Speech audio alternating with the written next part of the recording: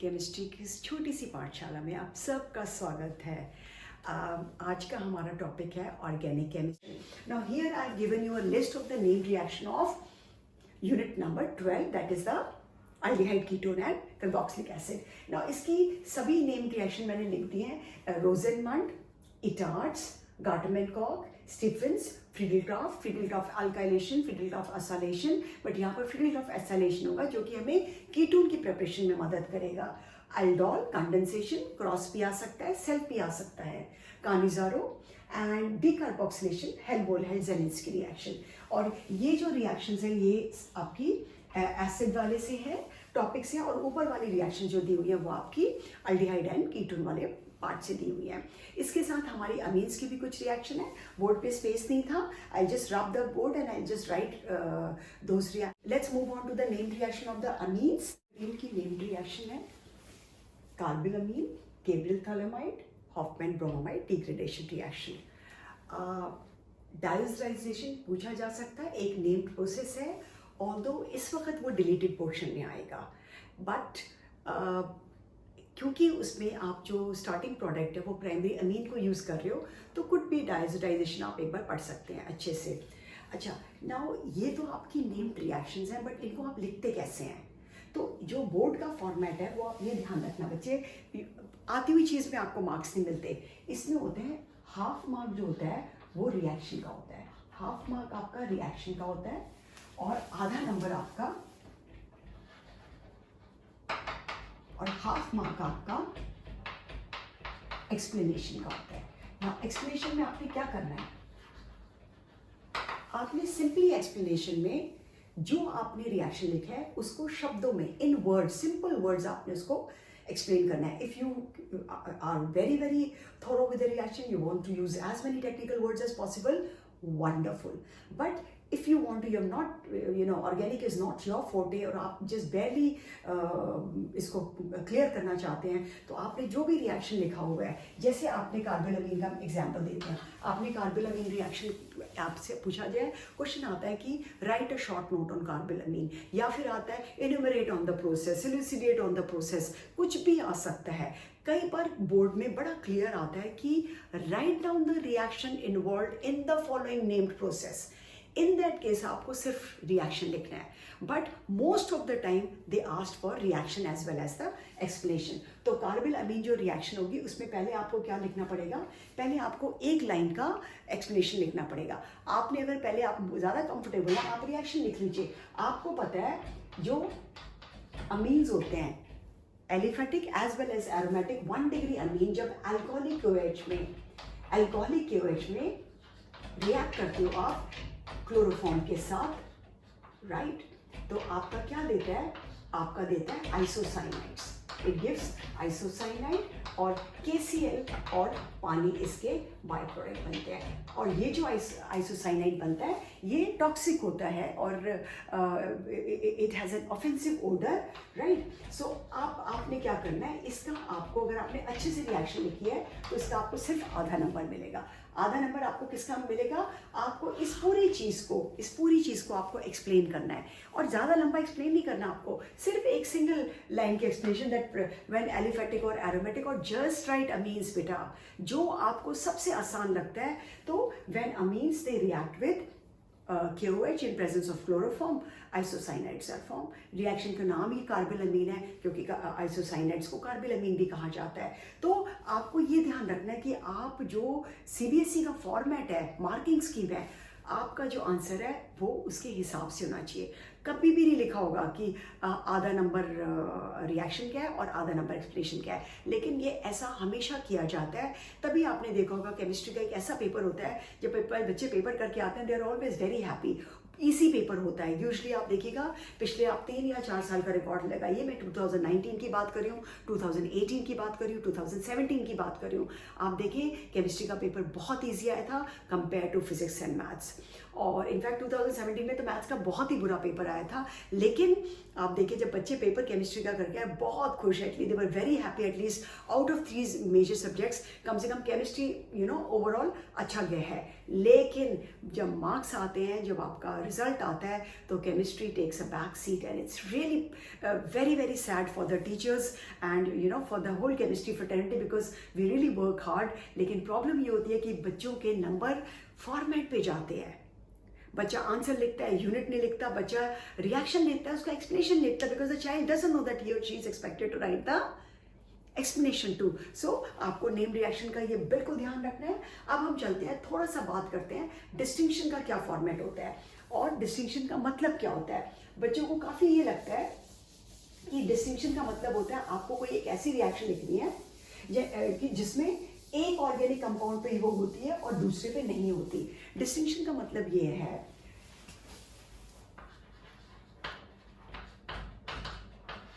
और ये क्वेश्चन कैसा पूछा जाएगा, आई होप आपको ये अच्छे से दिख रहा हो। क्वेश्चन पूछा जाएगा, write a chemical test, write a chemical test to distinguish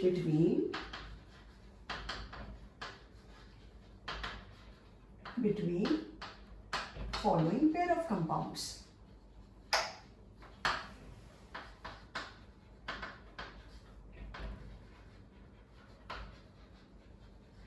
right, इसमें कोई तो कंपाउंड्स दिए हैं, जरूरी नहीं है वो एक ही चैप्टर से हों। एक अमीन्स का और एक अल्कोहल्स एक एल्डिहाइड का भी ले सकते हैं। और अल्कोहल का चैप्टर आपका प्रीवियस टर्म में था, उसका मतलब ये नहीं है कि उसका डिस्टिंक्शन नहीं आ सकता। आपको एसिड से आपको अल्कोहल से करना है तो आपको पता होना चाहिए, राइट। सो फिर भी आई थिंक बोर्ड का कोशिश ये रहेगा कि जो आपका यूनिट नंबर 12 है और यूनिट नंबर 13 है वहीं से डिस्टिंक्शन की क्वेश्चन आए। बट ऑर्गेनिक का तो यही है। देखो, अगर आप एसिड को पकड़ते हो, एसिड क्या है, अल्कोहल का ऑक्सीडाइज प्रोडक्ट है। तो किसने कहा एसिड अल्कोहल से रिलेटेड नहीं है, तो पोर्शन की तो कोई बात ही नहीं होती है, राइट। बट मुझे ऐसा लगता है कि जिस तरह से आपका सिचुएशन रहा है और ये बैच बहुत बहुत बहुत ज़्यादा इस बैच ने सफ़र किया है। 2 साल आपने काफ़ी ऑनलाइन क्लासेस करे हैं और ऑफलाइन क्लासेस बहुत कम हुए हैं। So I'm sure you will get some, you have a soft corner from all the teachers and board also has a lot of soft corner for you. So आपका paper उतना challenging नहीं होना चाहिए, और अगर चैलेंजिंग है तो don't worry kids. अगर पेपर बहुत टफ आता है तो बिल्कुल परेशान मत होइएगा, मार्किंग बहुत लीनियंट होगी, क्योंकि हर बार पेपर इजी आता है, बहुत सिंपल आता है, तो मार्किंग टफ जाती है, ठीक है। सो बट जैसा भी होगा आपको फॉर्मेट का पूरा ध्यान रखना है, आपको किस तरह से चीज़ें लिखनी है वो आपको पता होना चाहिए।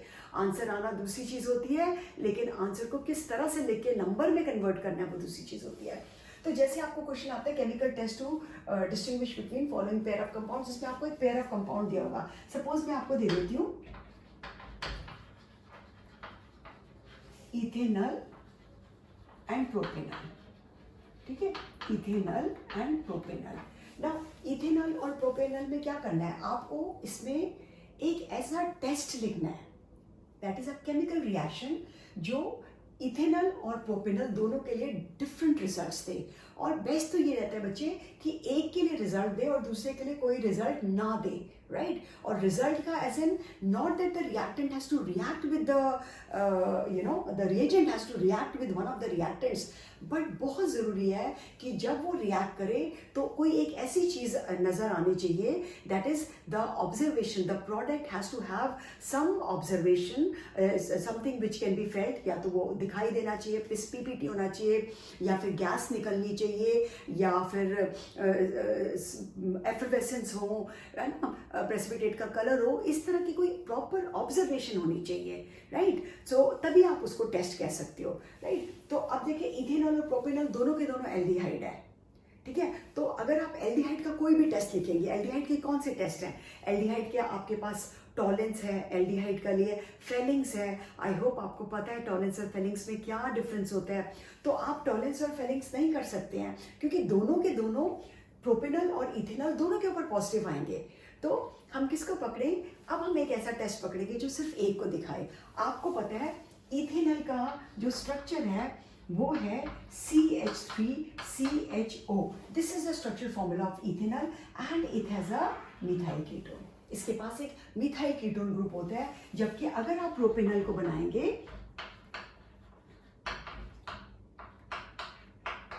तो प्रोपेनल के पास मिथाइल कीटोन नहीं है, प्रोपेनल के पास इथाइल कीटोन है। और मिथाइल कीटोन के लिए हमारे पास एक टेस्ट है जिसको आप कहते हो आयोडोफॉर्म टेस्ट, राइट। सो अब हम उस पर आयोडोफॉर्म टेस्ट करेंगे। कैसे हम आयोडोफॉर्म टेस्ट करेंगे, इसको करने का सही तरीका ये है, सबसे पहले आप क्या करेंगे, 1 नंबर का ये आएगा। तो सबसे पहले आपने लिखना है इथेनॉल और नीचे आपने लिखना है प्रोपेनॉल, राइट। और फिर यहाँ पे आपने आयोडोफॉर्म का रिएजेंट लिखना है, सोडियम हाइपोआयोडाइड, और ये आपको देगा CH3। बहुत बार देखा गया है बच्चे CH3 लिखते हैं, मिथाइल आयोडाइड लिख के आते हैं। आई डोंट नो क्या रिलेशन है, लेकिन बच्चे ये गलती बहुत बार करते हैं। कई बार हम 1500 पे पेपर चेक करते हैं और उसमें से 500 बच्चे ऐसे होते हैं जो ये एरर करके आते हैं। तो थोड़ा सा बच्चे ध्यान रखिएगा, और एरो लगाना है और नीचे आपने लिखना है येलो PPT, ठीक है। और प्लस आपका जो बाई प्रोडक्ट है, यहाँ पर देखिए 2 कार्बन एटम है, तो एक ने तो आयोडोफॉर्म बनाया, एक कार्बन क्या बनाएगा, एसिड का सॉल्ट बनाएगा। तो यहाँ जगह कम है, मैं यहाँ पे ऊपर लिख देती हूँ, ये सोडियम फॉर्मेट बना देगा, ठीक है। और इसमें आप लिखेंगे प्लस NaOI।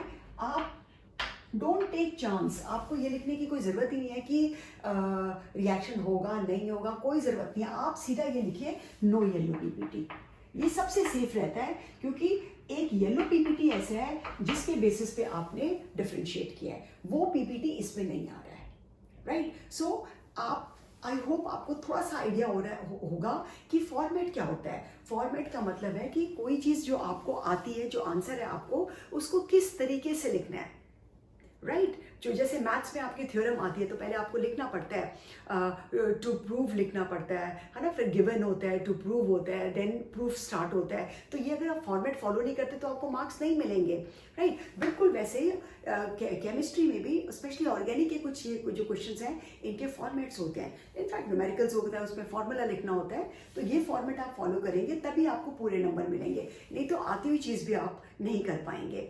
और टेस्ट में आप बच्चे, टेस्ट में आप एल्डोल नहीं लिखेंगे, टेस्ट में आप कानिजारो नहीं लिखेंगे। कानिजारो और एल्डो बच्चों को जब दिया जाता है, अगर आपको मिला है प्रोपेनॉल एंड प्रोपेनोन, राइट, आपको डिस्टिंक्शन मिला है propanol and propanone. Let's try it out. अच्छा जी,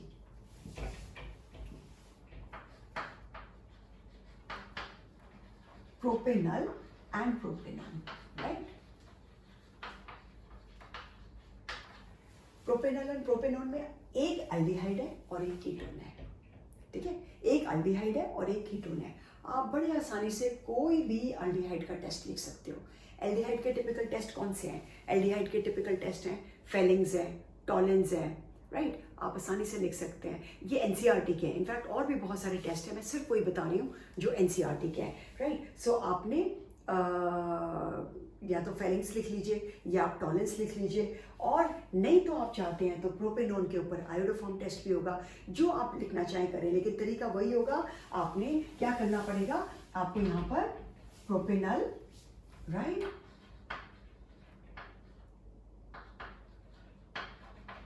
प्रोपेनॉल प्लस, अगर आप फेलिंग्स लिख रहे हैं तो या टॉलेंस लिख रहे हैं तो आपने क्या करना है, डाइअमीन सिल्वर का बेसिक मीडियम में रिएक्शन होगा। और इसमें क्या आता है, ऑब्जर्वेशन क्या आता है, सबसे जरूरी होता है ऑब्जर्वेशन, सिल्वर मिरर आता है आपका, राइट। ये सिल्वर मिरर आएगा, प्लस आप बाय प्रोडक्ट्स लिखेंगे, अमोनिया आएगा, पानी आएगा, राइट। और ये 3 कार्बन है। ऑर्गेनिक में हमेशा कार्बन का पूरा ध्यान रखिएगा।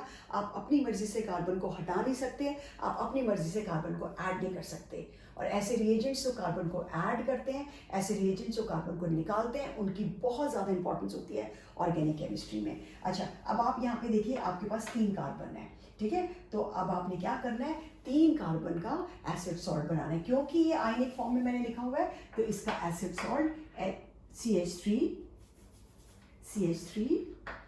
CH2 COO माइनस, ये बन जाएगा। तो अब इसके बाद आप लिखेंगे प्रोपेनोन, और प्रोपेनोन में आप लिखेंगे नो सिल्वर मिरर। प्रोपेनोन में आएगा नो सिल्वर मिरर। सो आप ये चीज़ ध्यान रखेंगे कि जब भी डिस्टिंक्शन का क्वेश्चन हो, कभी भी आपको केमिकल टेस्ट लिखने को दिया जाए, आप बच्चे लिख के आते हैं by iodoform, by Fellings, by Tollens, not at all, you will not get any marks. तो आपको बच्चे लिखना है कि दोनों जो गिवन रिएक्टेंट्स हैं, गिवन कंपाउंड्स हैं, उनको लिखना है, और आपको कोई एक ऐसा रिएजेंट लिखना है जो रिएक्ट करने के बाद कोई ऑब्जर्वेबल चेंज दिखाए, जिसको हम अपनी नेकेड आई से देख सकते हैं, राइट। सो यहाँ पर जैसे आपने टॉलेंस लिया है, और इसके बाद आपने उसका ऑब्जर्वेशन बताया सिल्वर मिरर, जो कि प्रोपेनॉन में नहीं आएगा, राइट। इसके साथ ही आई थिंक आपको समझ आ गया होगा कि नेम्ड रिएक्शन और डिस्टिंक्शन के दोनों में अगर एक एक मार्क्स आपको पूरा चाहिए तो आपको किस फॉर्मेट को फॉलो करना है, राइट। साथ बने रहने के लिए आपका बहुत बहुत शुक्रिया। I hope this video was meaningful to you.